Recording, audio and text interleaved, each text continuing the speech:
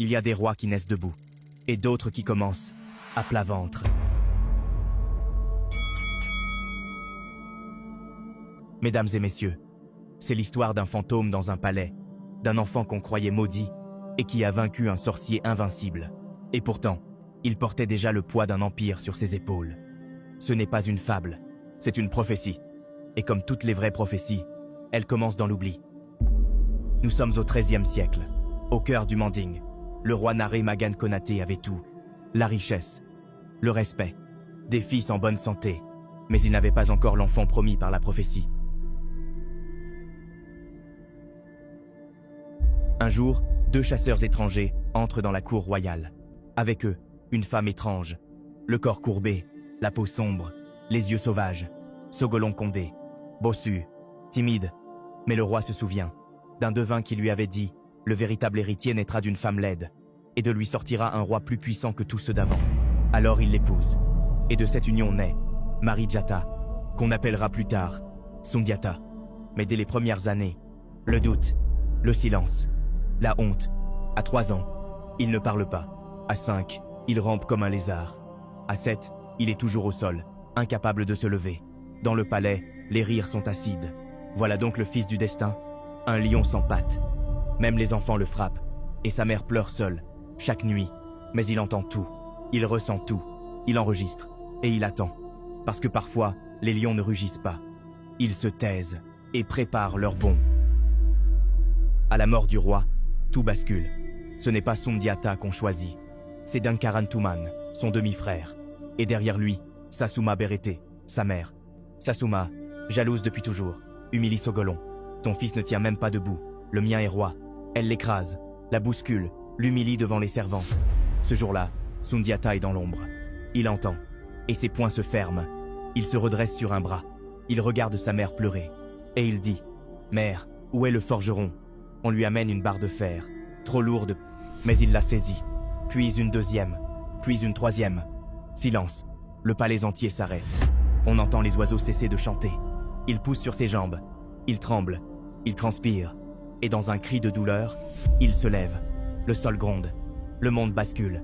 Puis il sort, arrache un baobab entier à la main et le dépose devant sa mère.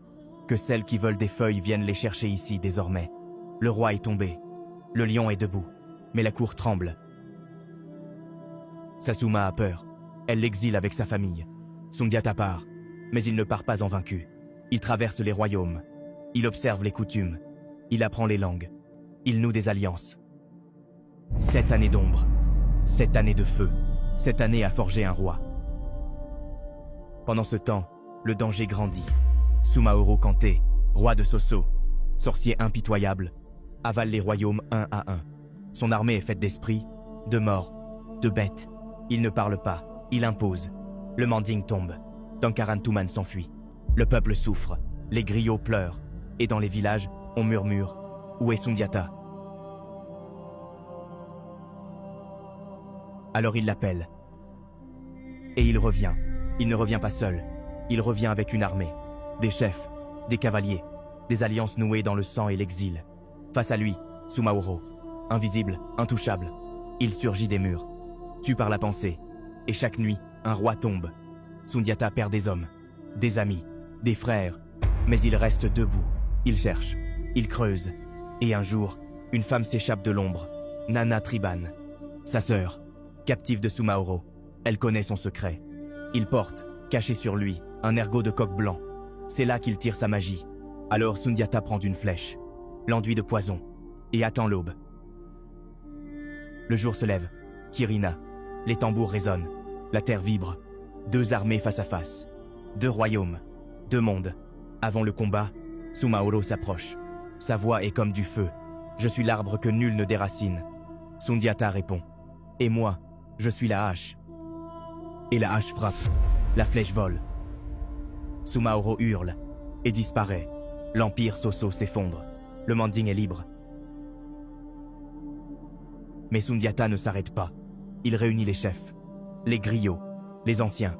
Et à Kurukan Fuga, il fonde l'empire du Mali. Un empire d'hommes libres. Il proclame plus jamais l'esclavage, plus jamais la trahison. Que les femmes soient respectées, que les faibles soient protégés. et que la parole du Manding soit sacrée. C'était il y a 8 siècles. Mais son nom résonne encore. Sundiata Keita, l'enfant humilié, le prince oublié, le roi du Manding, le fondateur d'un empire. Alors, que retenir de cette histoire? Que tu peux naître faible et finir roi, que les moqueries d'aujourd'hui ne définissent pas ta destinée, que même les prophéties ont besoin de patience, et que le vrai pouvoir, ce n'est pas la force, c'est la volonté. Moi, je fais que raconter l'histoire. À toi de choisir ce que tu veux retenir.